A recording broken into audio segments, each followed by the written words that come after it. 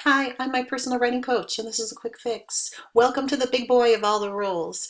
Not difficult, a little bit more tricky with knowing some of the rules. However, when you learn this rule, you will join the big girls and boys writing club. It truly will separate you from the average group when you get into college. So, I semicolon conjunctive adverb comma I is a mouthful.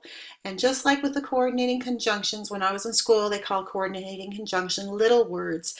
We call conjunctive adverbs big words. Big words in that definitely they're longer than coordinating conjunctions. Coordinating conjunctions are usually just 2, 3 letters long. Conjunctive adverbs have a tendency to be much longer. There is one kind of short one, and we'll take a peek at that right now.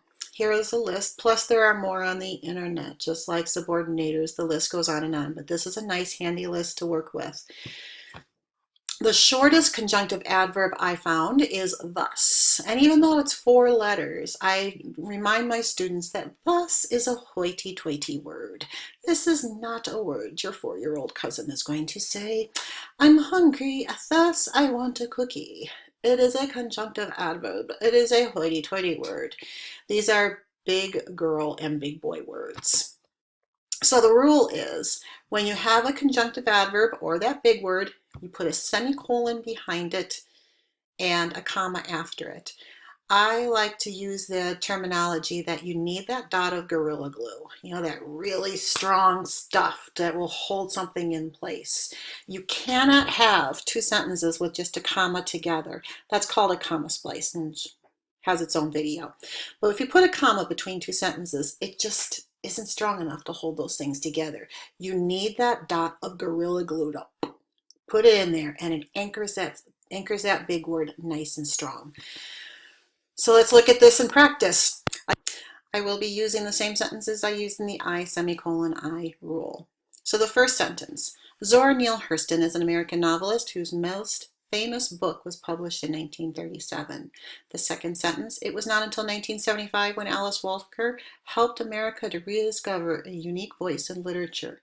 Remember with the I semicolon I rule, we would just join these 2 sentences together, get rid of the period, put a semicolon in, get rid of the capital I, lowercase it, and that's perfectly fine, I semicolon I rule. However, you want to have a grown-up voice sometimes. So you can put in a conjunctive adverb. So I semicolon conjunctive adverb. I'm going to choose from my list. I think I will choose with however, a nice contradictory word. Let's get that in there. However, and now remember, looking at the rule, I semicolon, I have my independent clause, I have my semicolon, I put my conjunctive adverb in, but I need that comma there to begin the next independent clause. So you take 2 sentences, semicolon, big word, comma, next sentence. And there you have it. If you have any questions, give me a buzz on mypersonalwritingcoach.com. As always, I always recommend in the punctuation section, Jensen's Punctuation by Frody Jensen. It really is a treasure. It taught me how to punctuate with confidence. It can help you too. Have a great day.